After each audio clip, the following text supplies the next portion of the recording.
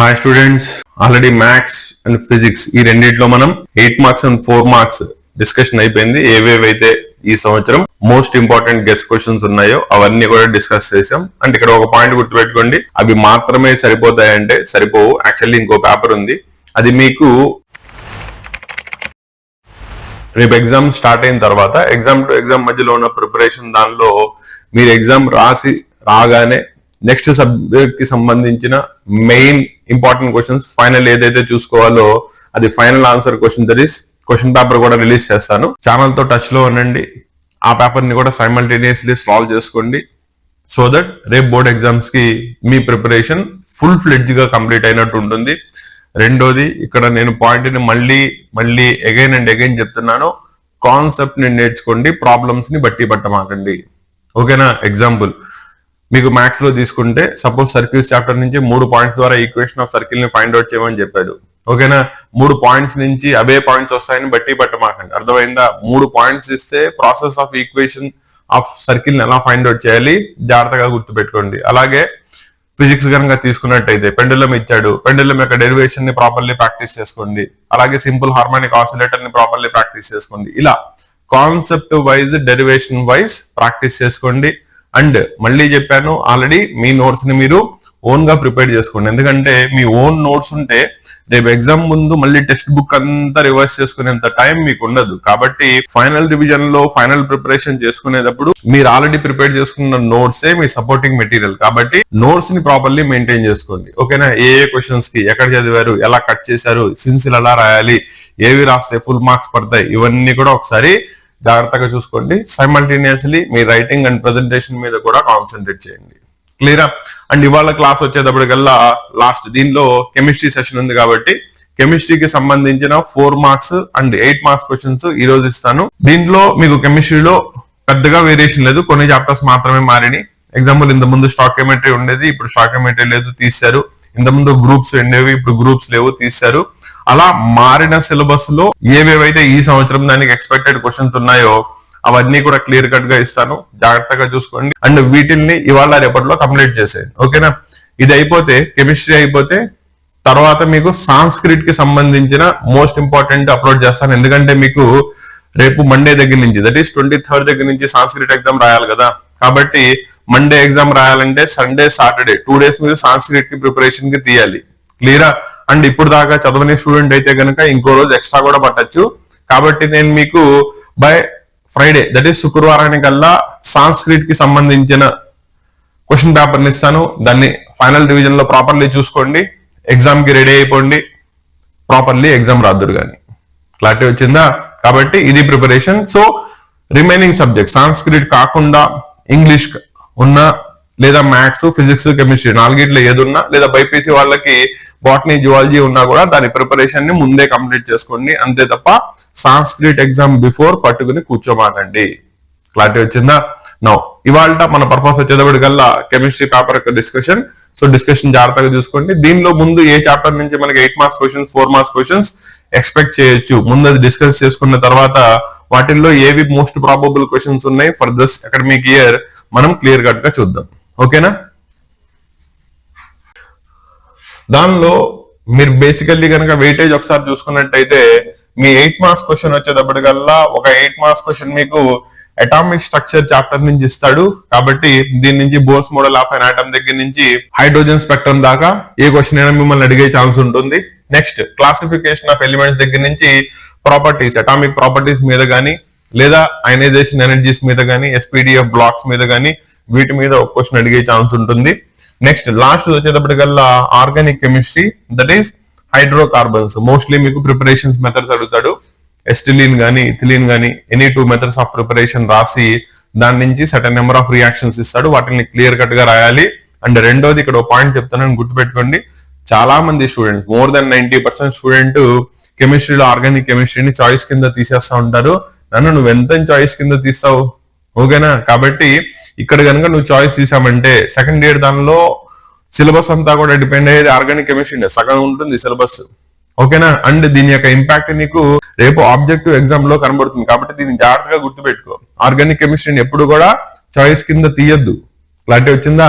Properly prepare అవ్వండి and చాలా ఈజీగా ఉంటాయి. దానిలో ఏమైనా డౌట్స్ ఉంది, లేదు నాకు ఆర్గానిక్ కెమిస్ట్రీ అర్థం కావట్లా, ఓకేనా, కామెంట్ లో తెలియజేయండి.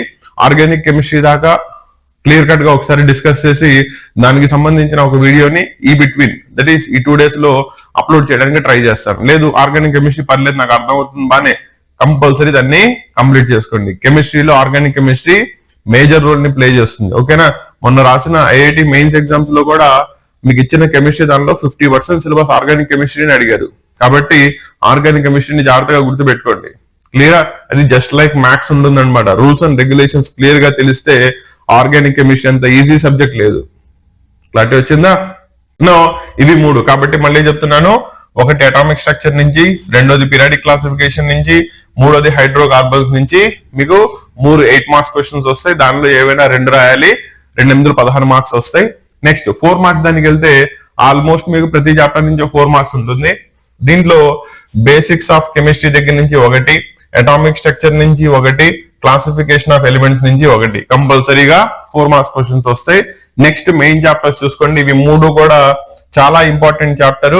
ఒకటి కెమికల్ బాండింగ్, రెండోది థర్మోడైనమిక్స్, మూడోది కెమికల్ ఈక్విలిబ్రియం, ఓకేనా. కెమికల్ ఈక్విలిబ్రియం లో మళ్ళీ మీకు ionic equilibrium and chemical equilibrium 2 వస్తాయి. కాబట్టి వీటిల్లోంచి కంపల్సరీగా ఒక్కొక్క దాని నుంచి 2 4 మార్క్స్ క్వశ్చన్స్ వస్తాయి. క్లియరా? నెక్స్ట్ లాస్ట్ వచ్చేటప్పటికల్లా oxidation and reduction reactions, redox reactions organic కెమిస్ట్రీలో బేసిక్స్ నుంచి ఒక 4 మార్క్స్ క్వశ్చన్, నెక్స్ట్ హైడ్రోకార్బన్స్ నుంచి ఒక 4 మార్క్స్ క్వశ్చన్ కంపల్సరీ వస్తాయి. క్లారిటీ వచ్చిందా? సో టోటల్లీ మీకు ఇక్కడ వచ్చేటప్పటికల్లా 12 క్వశ్చన్స్ ఇస్తాడు. దానిలో ఏవైనా 8 క్వశ్చన్స్ రాయాలి. 8 4 32 మార్క్స్ వస్తాయి, ఓకేనా. అండ్ కంపల్సరీ గుర్తుపెట్టుకోండి, కెమిస్ట్రీలో కూడా 85 గెయిన్ చేసుకోవాలి అంటే ఈ ప్యాటర్న్ లో కంపల్సరీగా క్వశ్చన్స్ అన్ని కూడా ప్రాపర్లీ రివైజ్ చేసుకోండి. అండ్ మీకు ఇక్కడ వచ్చేటప్పటికి deciding factors 2 marks and MCQ questions, వాటికి సంబంధించిన క్వశ్చన్స్ అన్ని కూడా ఇది అవ్వగానే మీకు నెక్స్ట్ క్లాస్ లో అందించడానికి ట్రై చేస్తాను. క్లారిటీ వచ్చిందా? దాంట్లో ముందుగా 8 మార్క్స్ క్వశ్చన్ చూసుకుందాం. అండ్ వీటిని ఇచ్చేటప్పుడు కూడా నేను చాప్టర్ వైజ్ ఇచ్చాను. ఎలా అయితే మీకు ఇప్పుడు చెప్పేటప్పుడు డిస్కస్ చేసేటప్పుడు ఏవేవైతే ముందు అటామిక్ స్ట్రక్చర్, పీరియాడిక్ క్లాసిఫికేషన్ అని చెప్పానో అదే సీక్వెన్స్ లో మీకు క్వశ్చన్స్ ఇచ్చాను. సో జాగ్రత్తగా చూసుకోండి. ఫస్ట్ ది అటామిక్ స్ట్రక్చర్ నుంచి కనుక తీసుకున్నట్టయితే first question bores model of an atom, దాని యొక్క పాస్టులేట్స్, లిమిటేషన్స్ రాయాలి. పాస్టులేట్స్ వచ్చేటప్పటికల్లా స్టేషనరీ ఆర్బిట్స్ గురించి ఎక్స్ప్లెనేషన్ రాయడం, వాటి యొక్క రిప్రజెంటేషన్ అండ్ హయ్యర్ ఎనర్జీ నుంచి లోయర్ ఎనర్జీకి జంప్ చేసినప్పుడు అది ఎమిషన్ ఆఫ్ ఎనర్జీ ఎలా చేస్తుంది, E2 - E1 = hν plus quantization of angular momentum condition that is MBR = NH/2π.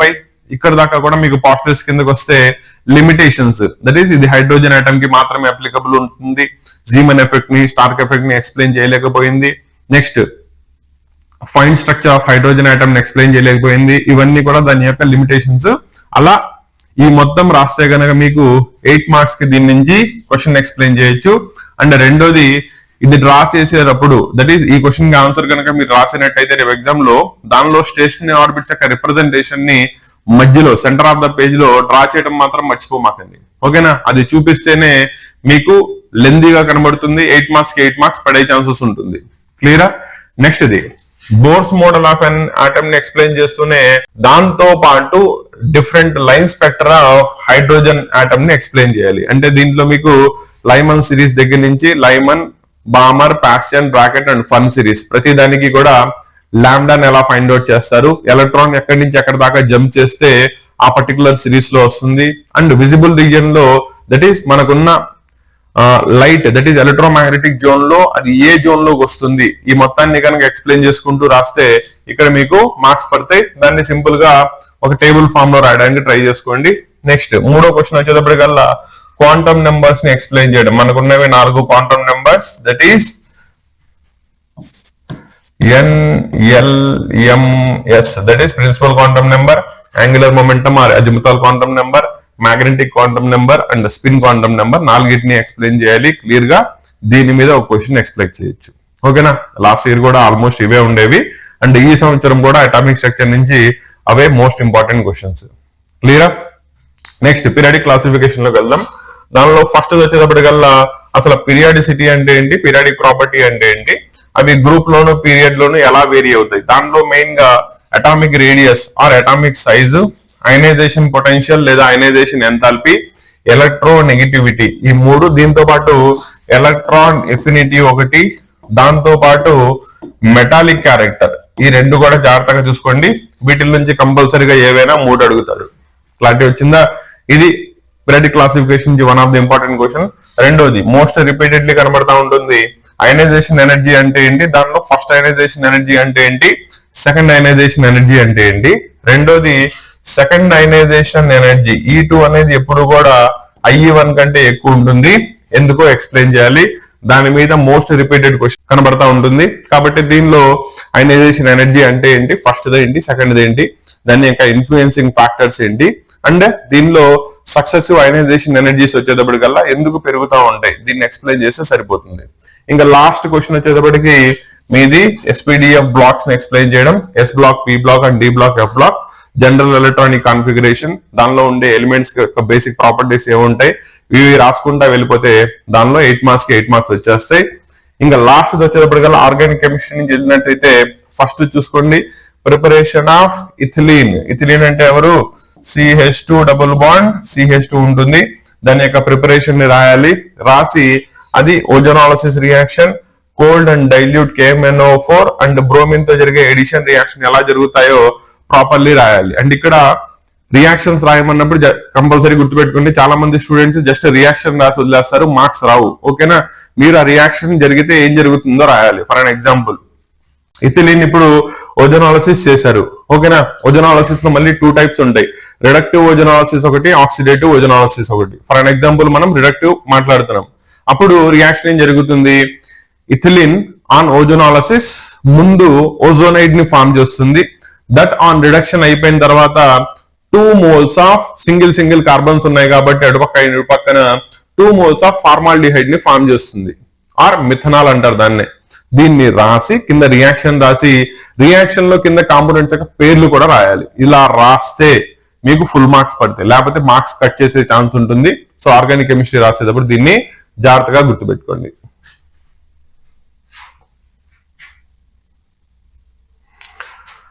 Next ఇది కన్వర్షన్ రియాక్షన్. సో బెంజిన్ ని క్లోరోబెంజిన్ కింద, toluene that is methyl benzene కింద, ఎసిటోఫినోన్ కింద, that is nothing but toluene మనకి ఎలా వస్తుంది, ఫ్రిడల్ క్రాస్ ఆల్కైలేషన్ చేస్తే వస్తుంది. ఇది ఫ్రిడల్ క్రాస్ ఎసైలేషన్, అలాగే క్లోరోబెంజిన్ హాలోజినేషన్ రియాక్షన్, ఈ 3 అడిగాడు. దీంతో పాటు ఇక్కడ సల్ఫోనేషన్ రియాక్షన్ అండ్ దాంతో పాటు నైట్రేషన్ రియాక్షన్, ఇవి రెండు కూడా జాగ్రత్తగా ప్రాక్టీస్ చేసుకోండి. దీని మీద కంపల్సరీగా క్వశ్చన్ వస్తుంది. ఇంకా లాస్ట్ క్వశ్చన్ కనుక చూసుకున్నట్టయితే ఎస్టిలీన్ యొక్క ప్రిపరేషన్ ప్లస్ దాంతో పాటు దాని యొక్క కరస్పాండింగ్ నేమ్డ్ రియాక్షన్. ఇక్కడ నేను జనరల్ నేమ్డ్ రియాక్షన్స్ ఎందుకు ఇచ్చారంటే దానికి సంబంధించి ఓవరాల్ గా మీకు సిలబస్ లో 6 రియాక్షన్స్ ఉన్నాయి, 6 కూడా ప్రిపేర్ అవ్వండి. వాటిల్లోంచి ఏవైనా 3 ఇస్తాడు. క్లారిటీ వచ్చిందా? సో 2 ప్రిపరేషన్ మెథడ్స్ రాయాలి, ప్లస్ దాంతో పాటు వాటి ఇచ్చిన రియాక్షన్స్ రాసినట్టయితే మీకు మార్క్స్ పడిపోతాయి. క్లారిటీ వచ్చిందా? కాబట్టి ఇది ఓవరాల్ గా కెమిస్ట్రీకి సంబంధించిన 8 మార్క్స్ క్వశ్చన్స్. జాగ్రత్తగా మళ్ళీ దీనిలో కూడా చాయిస్ తీయమాకండి, ఓకేనా? ఎందుకంటే నేను ఇచ్చిందే ఇంపార్టెంట్ క్వశ్చన్స్, అన్ని చాయిస్ తీసేసి ఇచ్చింది. మళ్ళీ మీరు వీటిల్లోంచి చాయిస్ తీసారనుకోండి, రేపొద్దున ఎగ్జామ్ రాసి వచ్చిన తర్వాత నన్ను అడగమాకండి, సార్ మీరు ఇచ్చిన క్వశ్చన్ దానిలో రాలేదని చెప్పి. ఇచ్చిన క్వశ్చన్ ప్రతిదీ కూడా వదలకుండా ప్రాపర్లీ ప్రాక్టీస్ చేసుకోండి, దానిలో నుంచి కంపల్సరీ మీకు క్వశ్చన్స్ వస్తాయి. క్లియరా? అంతే తప్ప చాయిస్ లోంచి చాయిస్ తీసుకోండి, కరెక్ట్ కాదు. క్లియరా? ఎందుకంటే మనకి రేపు ఏదో అలాటపాగా పాస్ అవడం కాదు కదా, ఓకేనా? 10% మార్క్స్ గెయిన్ చేయడానికి ప్రిపేర్ అవుతున్నాం కాబట్టి అదే పద్ధతిలో మన ప్రిపరేషన్ కూడా ఉండాలి, ఓకేనా? హార్డ్ గా మాట్లాడుతున్నాను ఏంటి అనుకోమాకండి అన్న, ట్రూత్ ప్రాక్టికల్లీ మాట్లాడదాం, ఓకేనా? ఎందుకంటే ఇప్పుడు దాకా ఎలాగో అర్థం కాకో అర్థమయ్యో తెలుసో తెలియకో టైం వేస్ట్ చేసాం, ఓకేనా? కాబట్టి దాన్ని పక్కన పడేయండి. ఇప్పుడు నుంచైనా ప్రాపర్లీ టైం యూటిలైజ్ చేసుకుందాం అనుకోండి, రేపు ఇంటర్మీడియట్ దానిలో ఫస్ట్ ఇయర్ దానిలో మంచి స్కోర్ ని గెయిన్ చేసుకునే ఛాన్స్ ఉంటుంది. ఫస్ట్ ఇయర్ లో కనుక నువ్వు స్కోర్ ని ప్రాపర్లీ గెయిన్ చేసుకోలేకపోతే దీని ఇంపాక్ట్, దీని యొక్క ప్రెషర్ సెకండ్ ఇయర్ మీద పడుతుంది. అక్కడ నీకు సిచ్యువేషన్ మరీ హెక్టిక్ అయిపోతుంది. కాబట్టి నీ మంచి గురించే చెప్తున్నది, ఇది జాగ్రత్తగా దృష్టిలో పెట్టుకోండి. క్లియరా? నెక్స్ట్ 4 మార్క్స్ దానికి వెళ్దాం. ఆల్రెడీ చెప్పాను కదా, ప్రతి చాప్టర్ నుంచి మనకు 4 మార్క్స్ వస్తుంది. 1 by 1 క్లియర్ గా డిస్కస్ చేసుకుంటూ వెళ్దాం. దాంట్లో ఫస్ట్ చూసుకోండి, థర్మోడైనమిక్స్ కనుక తీసుకున్నట్టయితే Hess law of constant heat summation explain చేయమన్నాడు. సో రియాక్షన్ ఒక స్టెప్ లో జరిగిన మల్టిపుల్ స్టెప్స్ లో జరిగిన heat of the reaction same ఉంటుంది అని చెప్పేదాన్ని హెసెస్ లా అంటారు. దాన్నే మనం డయాగ్రామ్ డ్రా చేసి ప్రూవ్ చేసి ఏదైనా ఒక ఎగ్జాంపుల్ రాయండి సరిపోతుంది. నెక్స్ట్ ఇది అదే థర్మోడైనమిక్స్ నుంచి change in enthalpy is equal to delta U plus delta n RT అని ప్రూవ్ చేయాలి. ఓకేనా, దీనికి H that is H is equal to U plus RT and inert gas equation PV is equal to nRT అని దాన్ని use చేసి ఈ derivation ని 2 steps లో ఈజీగా సాల్వ్ చేయొచ్చు, ఈజీగా 4 మార్క్స్ ని గెయిన్ చేసుకోవచ్చు. Next enthalpy, standard enthalpy of formation ని డిఫైన్ చేసి దాన్ని ఎక్స్ప్లెయిన్ చేయమని చెప్పాడు. దట్ ఈస్ ఒక రియాక్షన్ లో కరస్పాండింగ్ కాంపోనెంట్స్ దగ్గర నుంచి ప్రొడక్ట్స్ ఫామ్ అవుతున్నాయి ఇన్ ద స్టాండర్డ్ ఫామ్ అయినప్పుడు దాన్నే స్టాండర్డ్ ఎంథాల్పీ ఆఫ్ ఫార్మేషన్ అంటారు. దాన్ని ప్రాపర్లీ ఎక్స్ప్లెయిన్ చేస్తే సరిపోతుంది. నెక్స్ట్ వచ్చేటప్పటికల్లా ఓపెన్ సిస్టమ్ అంటే ఏంటి, క్లోజ్డ్ సిస్టమ్ అంటే ఏంటి, ఐసోలేటెడ్ సిస్టమ్ అంటే ఏంటి, వాటిని ఎక్స్ప్లెయిన్ చేయాలి. నెక్స్ట్ కెమికల్ ఈక్విలిబ్రియం లో వస్తే లీ చెటిలియస్ ప్రిన్సిపల్ మీద నీకు క్వశ్చన్ లేకుండా నీకు క్వశ్చన్ పేపర్ ఉండదు, కంపల్సరీ అడుగుతాడు. ఓకేనా, 4 మార్క్స్ లో మిస్ అయినా అట్లీస్ట్ 2 మార్క్స్ లో మల్టిపుల్ చాయిస్ లో అయినా అడుగుతాడు. లేదు 8 మార్క్స్ దానిలో 2 క్వశ్చన్స్ ప్లేస్ లో ఏ కమ బి అని ఇవ్వచ్చు, అంత ఇంపార్టెంట్. కాబట్టి దీన్ని ఎట్టి పరిస్థితుల్లో మిస్ అవ్వమాకండి. లీ చెటిలియస్ ప్రిన్సిపల్ ఒకటి అండ్ దానికి సంబంధించిన అప్లికేషన్స్ ఒకటి. It may be Haber's process for the preparation of ammonia అయి ఉండొచ్చు, contact process for the preparation of sulphuric acid అయి ఉండొచ్చు, దాంట్లో అడుగుతాడు. ఓకేనా, అక్కడ కరస్పాండింగ్ దాన్ని ఎక్స్ప్లెయిన్ చేయాలి విత్ కరస్పాండింగ్ కేపీకేసీకి మిగిలిన రిలేషన్ ని బేస్ చేసుకుని. క్లారిటీ వచ్చిందా? సో ఇక్కడ దాకా ప్రాపర్లీ రివైజ్ చేసుకోండి. నెక్స్ట్ చూడండి, 7th question వచ్చేటప్పటికల్లా H2O HCO3 minus HSO4 minus NH3 4 ఇచ్చేసాను. వీటిల్లో ఏవి బ్రాన్సైడ్ యాసిడ్స్ అవుతాయి లేదా బ్రాన్సైడ్ బేసెస్ అవుతాయి అండ్ వాటిల్లో corresponding acid base conjugate pairs ని ఎక్స్ప్లెయిన్ చేయాలి. దీని మీద కంపల్సరీగా ఒక క్వశ్చన్ ఎక్స్పెక్ట్ చేయొచ్చు. ఓకేనా, కాబట్టి ఈ క్వశ్చన్ ని జాగ్రత్తగా రివైజ్ చేసుకోండి. Next ఎస్టిలీన్ sodium in the presence of liquid NH3 that is bridge reduction జరుగుతుంది, దాన్ని ఎక్స్ప్లెయిన్ చేయమన్నాడు. అలాగే వాటర్ తో రియాక్షన్ ఎలా జరుగుతుందో ఎక్స్ప్లెయిన్ చేయమన్నాడు. నెక్స్ట్ ఇండక్టివ్ ఎఫెక్ట్ అంటే ఏంటి, దాన్ని ప్రాపర్ ఎక్స్ప్లెనేషన్ చేయాలి ఎగ్జాంపుల్స్ లో. అండ్ ఇదే ప్లేస్ లో మీరు దీంతో పాటు రెజొనెన్స్ ఒకటి, హైపర్ కాంజుగేషన్ ఒకటి, ఇవి రెండు కూడా చూసుకోండి. ఈ మూడింటి నుంచి కంపల్సరీగా ఒక క్వశ్చన్ అయితే మీకు ఈ సంవత్సరం పేపర్ లో కనబడుతుంది. నెక్స్ట్ వచ్చేటప్పటికల్లా పొజిషనల్ ఐసోమెరిజం అంటే ఏంటి, ఫంక్షనల్ ఐసోమెరిజం అంటే ఏంటి, వాటిల్ని విత్ ఎగ్జాంపుల్ ఎక్స్ప్లెయిన్ చేయాలి. అంటే మీకు ఇచ్చిన మాలిక్యూల్ లో సబ్స్టిట్యూయెంట్ గానీ, ఫంక్షనల్ గ్రూప్ గానీ లేదా మల్టిపుల్ బాండ్ గానీ పొజిషన్ లో మార్పు రావడం వల్ల ఐసోమెరిజం వస్తే పొజిషన్ ఐసోమెరిజం అంటారు. లేదు కంప్లీట్లీ ఫంక్షనల్ ఐసోమెరిజం అంటే బిట్వీన్ సర్టెన్ గ్రూప్స్ మాత్రమే చూపిస్తుంది. ఆల్కహాల్స్ ఈథర్ తో చూపిస్తాయి, కార్బాక్సిలిక్ యాసిడ్స్ ఎస్టర్స్ తో చూపిస్తాయి, ఆల్డిహైడ్స్ కీటోన్స్ తో చూపిస్తాయి. అటువంటి వాటిల్లో మీకు ఫంక్షనల్ ఐసోమెరిజం అనే కాన్సెప్ట్ వస్తుంది, దాన్ని ఎక్స్ప్లెయిన్ చేయాలి. దీని మీద ఒక క్వశ్చన్ కంపల్సరీ వస్తుంది. Next which type of organic compound undergo reaction with ozone, generally unsaturated compounds, alkenes, alkynes ozone తో ఓజోనాలిసిస్ రియాక్షన్ లో పార్టిసిపేట్ చేస్తాయి. దాన్ని ఎగ్జాంపుల్ తో ఎక్స్ప్లెయిన్ చేయండి.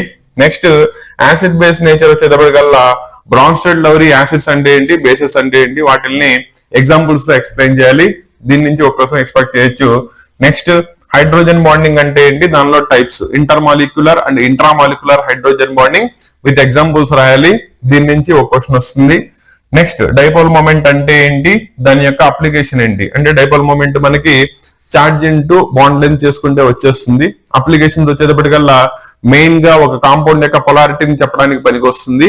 అది ఏమవుతుంది అనేది మనం ఇక్కడ ఎక్స్ప్లెయిన్ చేయాల్సి వస్తుంది. నెక్స్ట్ SF6 వచ్చేటప్పటికల్లా SF6 PCl5 ఇవి రెండు జాగ్రత్తగా గుర్తుపెట్టుకోండి. రెండిట్లోంచి ఒక క్వశ్చన్ అయితే కంపల్సరీగా కనబడుతుంది మీకు. వాటి యొక్క హైబ్రిడైజేషన్ అంటే ఏంటి, అంటే సెంట్రల్ ఆటం రాసి దాని యొక్క గ్రౌండ్ స్టేట్, ఎక్స్టైటెడ్ స్టేట్ లో దాని యొక్క ఎలక్ట్రానిక్ కాన్ఫిగరేషన్స్ చెప్పి దాంతో పాటు దాని యొక్క స్ట్రక్చర్ ఏమవుతుంది. SF6 తీసుకుంటే ఆక్టాహెడ్రల్, ఏ హైబ్రిడైజేషన్ వల్ల ఎంత వచ్చింది, ఏక్సియల్ బాండ్ యాంగిల్ ఎంత, ఈక్విటోరియల్ బాండ్ యాంగిల్ ఎంత, అక్కడ దాకా రాయాల్సి వస్తుంది. నెక్స్ట్ లాస్ట్ లో వచ్చేటప్పటికి which of the following that is phosphorus, sulphur, chlorine and fluorine వీటిల్లో ఎలక్ట్రాన్ గెయిన్ ఎంథాల్పీ ఒకటి, అయనైజేషన్ పొటెన్షియల్ ఒకటి, కంపారిజన్స్ అడుగుతాడు. ఇంక్రీజింగ్ అండ్ డిక్రీజింగ్ ఆర్డర్ లో రాయాల్సి వస్తుంది. దీని మీద ఒక క్వశ్చన్ ఎక్స్పెక్ట్ చేయొచ్చు. కాబట్టి దీన్ని జాగ్రత్తగా రివైజ్ చేసుకోండి.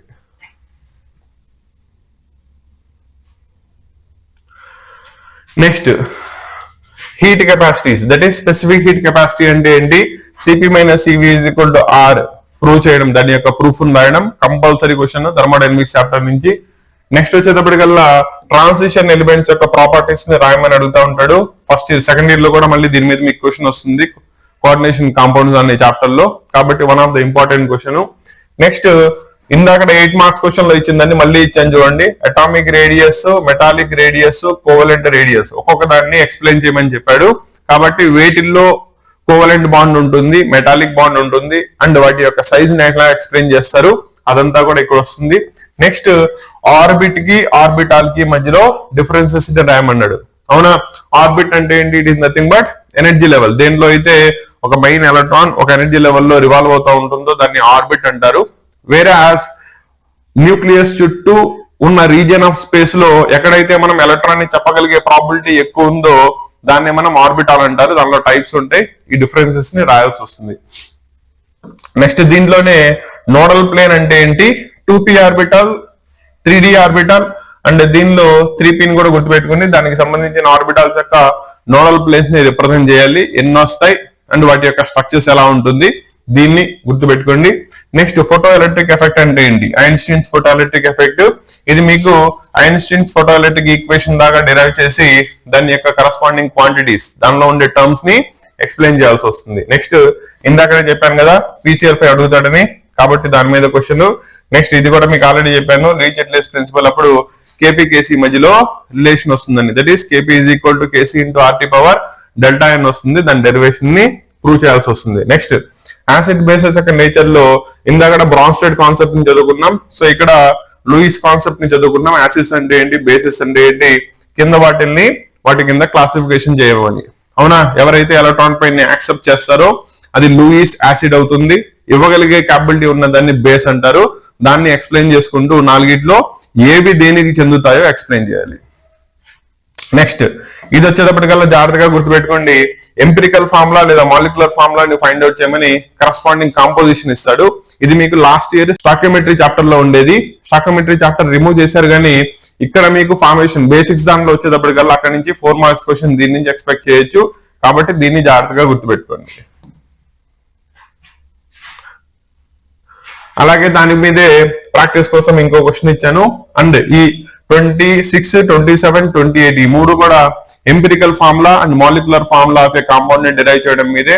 కాబట్టి బేసిక్స్ ఆఫ్ కెమిస్ట్రీలో వస్తుంది మీకు. కాంపోజిషన్ ఈచ్ పర్సంటేజ్ రాసి స్మాలెస్ట్ క్వాంటిటీతో కనుక డివైడ్ చేసినట్టయితే ప్రతిదీ కూడా ఎలిమెంట్ ఎన్ని నెంబర్స్ లో ఉన్నాయో మనకు తెలిసిపోతుంది. దాన్ని బట్టి దాని యొక్క బేసిక్ ఎంపిరికల్ ఫార్ములా, ఒకవేళ మాలిక్యులర్ వెయిట్ ఇచ్చినట్టయితే మాలిక్యులర్ వెయిట్ బై వాడి ఇచ్చిన ఎంపిరికల్ వెయిట్ చేసుకుంటే ఎన్ని ఉన్నాయో తెలిసిపోతుంది. దాని నుంచి మాలిక్యులర్ ఫార్ములాని కూడా రాసేయచ్చు, దీన్ని జాగ్రత్తగా గుర్తుపెట్టుకోండి. ఇంకా లాస్ట్ లో వచ్చేటప్పటికల్లా సిగ్మా బాండ్ అంటే ఏంటి, పై బాండ్ అంటే ఏంటి, వారెండింటికి మధ్యలో ఉన్న డిఫరెన్సెస్ ఏంటి, హోమోలిటిక్ బాండ్ ఫ్యూజన్ అంటే ఏంటి, హెటరోలిటిక్ బాండ్ ఫ్యూజన్ అంటే ఏంటి, వాటిని ఎక్స్ప్లెయిన్ చేయాలి. లాస్ట్ అది ఎంట్రోపీ అంటే ఏంటి, దాన్ని ఎగ్జాంపుల్స్ తో ఎక్స్ప్లెయిన్ చేయాలి. క్లారిటీ వచ్చిందా? ఇది ఈ సంవత్సరం దానికి 8 మార్క్స్ అండ్ 4 మార్క్స్ కి సంబంధించిన most probable guess questions for this academic year. కాబట్టి క్వశ్చన్స్ అన్నిటిని కూడా కాన్సెప్చువల్లీ ప్రాపర్లీ రివైజ్ చేసుకోండి. ఏమైనా డౌట్స్ ఉంటే అడగండి, మీ డౌట్స్ ప్రతి దానికి కూడా నేను ఆన్సర్ ఇస్తాను. అండ్ మీ ప్రిపరేషన్ ని కరెక్ట్ మోడ్ లో తీసుకెళ్ళండి. మన ఎయిమ్ జస్ట్ పాస్ అవ్వడం కాదు, 85 out of 85 గెయిన్ చేయాల్సిందే. క్లారిటీ వచ్చిందా? నెక్స్ట్ ఇక్కడ దాకా మీరు చూసుకుంటే మ్యాథ్స్, ఫిజిక్స్, కెమిస్ట్రీ దీనికి సంబంధించిన 8 మార్క్స్ 4 మార్క్స్ అన్ని కంప్లీట్ చేసేసాను, కాబట్టి జాగ్రత్తగా రివైజ్ చేసుకోండి. నెక్స్ట్ సాంస్క్రిట్ పేపర్ మీకు చెప్పాను కదా, ఫ్రైడే ఎగ్జామ్ కి 2 రోజుల ముందు అప్లోడ్ చేయడం జరుగుతుంది, కాబట్టి ఛానల్ తో టచ్ లో ఉండండి, అది మొత్తం ఒకసారి చూసుకోవచ్చు. అండ్ సాంస్క్రిట్ కి సంబంధించి మెయిన్ ఏవైతే ఉన్నాయో అన్ని కాదు కానీ ఇప్పుడు శ్లోకాలు ఉన్నాయి, శ్లోకాలను ఎలా రాయాలి, ఎలా రాస్తే మనం దాని నుంచి ఫుల్ మార్క్స్ వస్తాయి, నిబంధ ఎలా రిప్రజెంట్ చేయాలి, లెటర్ రిప్రజెంటేషన్ ఎలా ఉండాలి, దీంతో పాటు శబ్దాలను ఎలా చదవాలి, ఎలా గుర్తు పెట్టుకోవాలి, ఎలా రాయాలి, సంధి విడదీయడం అంటే ఏంటి, కలిపి రాయడం అంటే ఏంటి, దాంతో పాటు అది ఏ సంధి చెందుతుందో ఎలా రాయాలి, ఇవన్నీ కూడా మీకు ఆల్రెడీ క్లాసెస్ రికార్డ్ చేసి మన ఛానల్లో పెట్టాను. ఇప్పుడు దాకా కనుక చూడకపోతే డెఫినెట్లీ అవి చూసుకోండి, ప్రాపర్లీ ప్రాక్టీస్ చేయండి. అండ్ సాంస్క్రిట్ లో కూడా మనం 100 out of 100 గెయిన్ చేయాల్సిందే, ఓకేనా. అండ్ ఇక్కడ సాంస్క్రిట్ వచ్చేటప్పటికల్లా మోస్ట్ ఆఫ్ ద స్టూడెంట్స్ అడుగుతున్నారు ఏంటి, మనం ఇంగ్లీష్ లో కానీ తెలుగులో కానీ సాంస్క్రిట్ ని రాయొచ్చు, అది ఏ రోమన్స్ రాయాలి. మీకు ఆల్రెడీ చెప్పాను, మళ్ళీ చెప్తున్నాను. ఫస్ట్ రోమన్ దట్ ఈస్ శ్లోకం, నిబంధ్ పద్య భాగం నుంచి వచ్చే నిబంధ్, గద్య భాగం నుంచి వచ్చే నిబంధ్, అలాగే 14వ రోమన్ అనువాద. ఇవి మాత్రమే మనం ఇంగ్లీష్ లో గానీ తెలుగులో గానీ రాయొచ్చు. మిగతావన్నీ కూడా సాంస్క్రిట్ టు సాంస్క్రిటే రాయాలి. అంటే చాలా మంది ఇంకోటి అడుగుతున్నారు, సందర్భ సహిత వాక్యాన్ని మనం తెలుగులో కానీ ఇంగ్లీష్ లో కానీ రాయొచ్చా? రాయకూడదు, సాంస్క్రిట్ టు సాంస్క్రిటే రాయాలి. జాగ్రత్తగా గుర్తుపెట్టుకోండి. క్లారిటీ వచ్చిందా? సో ఇది ఓవరాల్ గా మన basic classes. And 2 marks MCQ questions next sequence లో మీ క్లాసెస్ అప్లోడ్ అవుతాయి. కాబట్టి ఛానల్ తో టచ్ లో ఉండండి అన్న. ఓకేనా? All the best.